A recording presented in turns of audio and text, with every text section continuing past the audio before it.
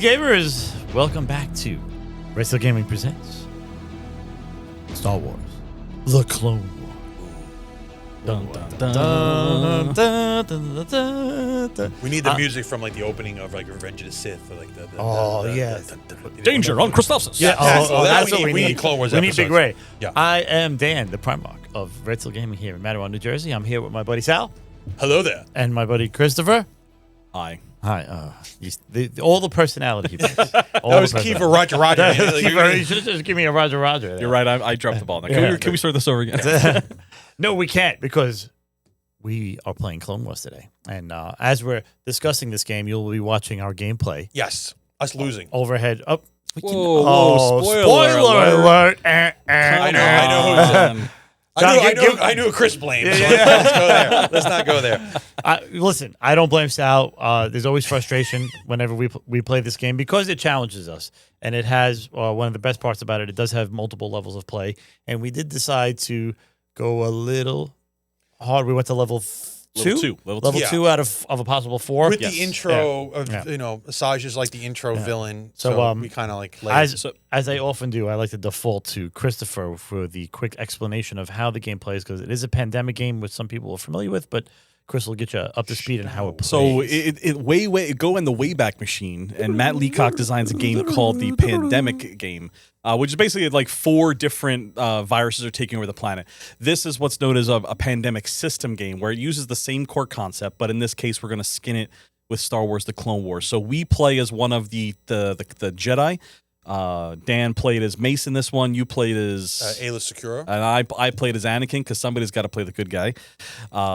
And what is happening is Edit that out. That's not the good guys. That's the bad guys. one of the major villains from the Clone Wars series, either Asajj Ventress, Grievous, Dooku, or Maul, are there. Well, as long as the droid, the Rogers, they're invading the planets. And like in the original Pandemic game, if a planet ever got too overrun with the virus, or in this case the droids, you would get an outburst, and they would spread even further throughout the galaxy. And in this game, in order to make it a little bit more thematic and to make it more like a Clone Wars episode, they gave you missions that you could go on. And you had to you would go on missions, you would complete them, and once the 4 or 5 or 6 missions were complete, you then attack the big bad, and if you kill the big bad, you win, and if you don't kill the big bad, you lose. And just like Sal loved to point out before, we lost. We lost. And I really think we lost by 1 Roger. That's what I felt. It really came down to. That's how close it was. We had finished 4 of the missions, and we were on the final mission, which is you have to face the boss eventually. So we were going to face Asajj. We were on Sullust. We were trying to face Asajj, and the outbreak was just spreading too much. It was just too many droids. Yeah. So one of the things about the game is that the resources are limited. So there's only so many droids in the box, and if you let the droids spread over the galaxy too much, they start to make the threat in the galaxy go up, and that's what caused our loss. None of us died to Asajj, or none of us died to any of the things, but there were no more droids to put on the board, and that triggered the end game for us, and unfortunately killed us. And each of the Jedi we have has their own special kind of perk or their ability that Anakin is more offensive oriented. All about attack. Able to convert the colors of the cards into only red cards, which are the damage cards that do damage to the droids. I like Aayla because she has a free action. You only get 4 actions a turn, and you get her free action. She can move 2 spaces, so she's really good at going to the universe, going to where the hot spots, or trying to complete the missions, because the missions are on the boards on the planets. You'll see on the video, there's little round tokens with crosshairs on them, and those are where the missions are. So you have to get there with a certain amount of resources to complete them and stuff. So, but we didn't worry about the droids as much at a certain point, and then they started. That was kind of a little bit of our downfall. Yes, the hubris of the Jedi struck. Oh, magic. And we were like, oh, we got this in the bag. We can just ignore the droids. Yeah. And then we started to go through the end game. And then guess what? We shouldn't have been so hubristic. Yeah, we should have gone after the droids. When you work together, and some people have abilities and whatnot, and they do what they're supposed to do, the other players will suggest a certain course of action. And my course of action is usually just to pull droids in and chop them into pieces, because that's what Mace Windu does. He was doing it. I mean, Mace was doing it. He says, "Get over here," and he chops up his droids. So I was going around doing my job and chopping up droids, and they all said we should go over here and finish the mission. which was probably the right course of action. Oh, but Sal, what? it was probably the right course of Didn't you action. draw a card that says draw a Jedi inning? And who was the first one to say, "Hey, you should definitely draw me over there"? Let me break these two apart, because we got a free card. We got a card that let me teleport a Jedi from anywhere in the universe to a planet, and completing the mission on that planet, you got an extra success for each Jedi in the planet. So by all of us being there, we were 3 ahead on the die roll that we needed. So it was definitely beneficial. So what you're saying is the board state influenced your decision. Board That's what state you're is saying. always the problem. They wanted me over there because they wanted the party to be over. Yeah. And that's why you brought. I mean, Mace and we Windu did in. complete the mission rather We did. quickly. It was just, you do have to have someone floating around and taking out the hotspot droids where they're building up to 2, possibly 3, because then there's the mechanic where there's a deck of planets that will, when you flip them, at the end of every turn, we get 2 or 3 planets basing on the threat tracker. What planets the droid's going to populate. Mm-hmm. So, and then it gets reshuffled. So there's that scary thing of like, what planet don't we want to see? The one where there's 3 droids. And we pulled Naboo when we didn't want And it. we'll put 2 bad planets at a time. Yeah. But this is one of the things I like about the game. It's not hard to learn. It's still relatively simple, but the complexity is still there. It still activates all my neurons as a gamer, and Yes. it can still surprise me. And it's the dice. Like whereas we've reviewed other games where maybe they don't have dice, the probability in the die, there was times where we needed 1 success, and twice we rolled blanks.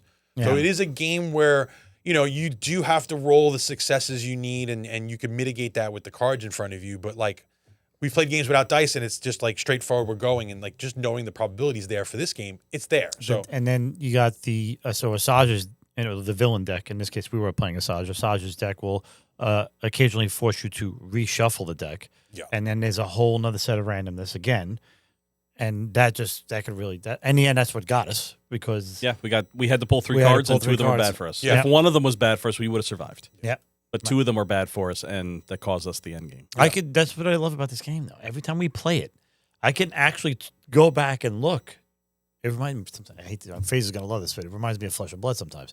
Like I always say with Flesh and Blood, with 2 equally skilled players with relatively same power decks, you can go back and say, Here's the moment. here's the it went moment. wrong. yeah, right? this was your So pivotal. this game, often after we're done and we discuss it, we can always say 2 or 3 die rolls that we missed. I mean, the one where anything but a blank. Oh, we had 2 blanks. And I remember it was and 2 we times rolled a we blank. blanks. We needed Anything them. but a blank, rolled a blank.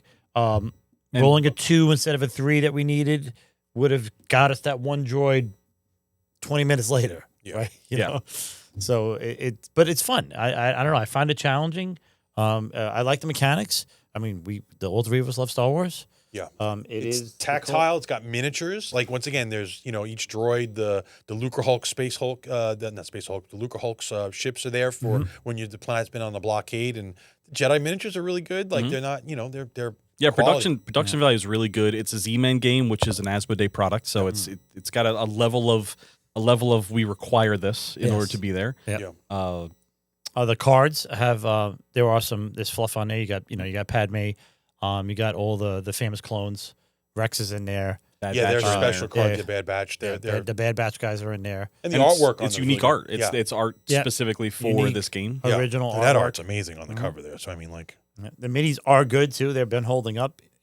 The lightsabers actually have been holding up better than some other miniature we had, games that tend to PVC. shatter Let's the points that I'm making. they're board game miniatures, so they're a little more durable. Definitely a little more. But yeah, all the planets in the universe, there's some really unique planets that, like, there's got to be at least one of them. I don't know where that 2-word name planet. I'm like, where does that go? Look that one up. Uh-huh. I'm going to Wikipedia for that one. So, yeah, we love it. And it's, once again, co-op. It's a co-op game. You're trying to figure out, your best course of action.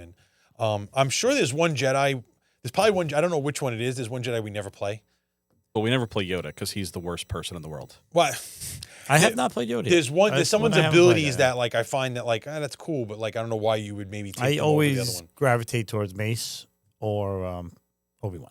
That's Yeah. what I've always gravitated towards. But that's not my Yeah. it's not my gaming genius taking over and saying these are the best characters. This is my hubris of I like certain Jedi And they're I just will play optimal, them. right? So, like, I think there's a way to play this game unoptimal, which will make it even a different experience. Like, don't take the heavy hitters that are optimal. Try and win it with these 3. Well, is it up to 4, right? So, like, Yeah. So, like, try and win it with those other Jedi. It could be really interesting too. So yeah, super fun game.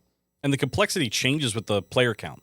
It's a little harder the more players you get because you have to really kind of maximize your odds, and you get less cards to start, and then those cards get spread out, and that means you need even more people to come. Instead of 2 people getting to a planet, you might need 3 or even 4 to get there because the cards get spread out because they're each of the card has there's unfortunately it's colors, but there are symbols there too for guys like me.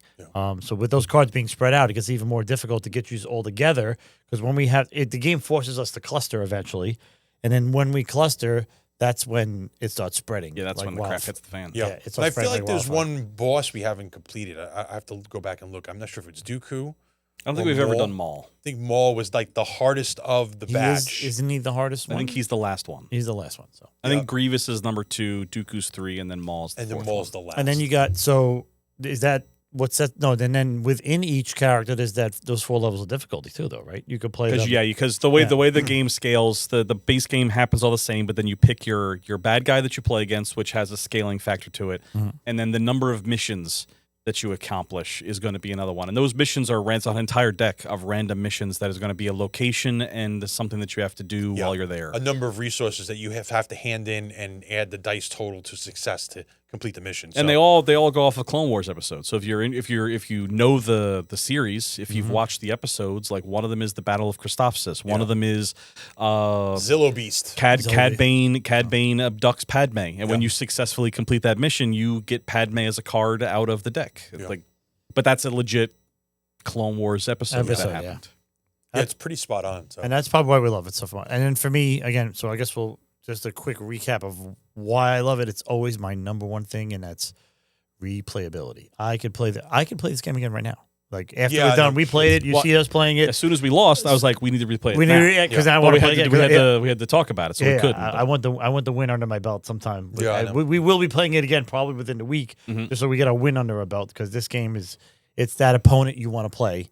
Because when you beat him, you feel good about it. You feel good about it. It was a good win. So replay value is extremely high, and which is always a moniker for me of how good a board game is. I do kind of wish they had expanded a little bit. I feel like there's probably some expansion that could happen, or maybe even go to a different generation.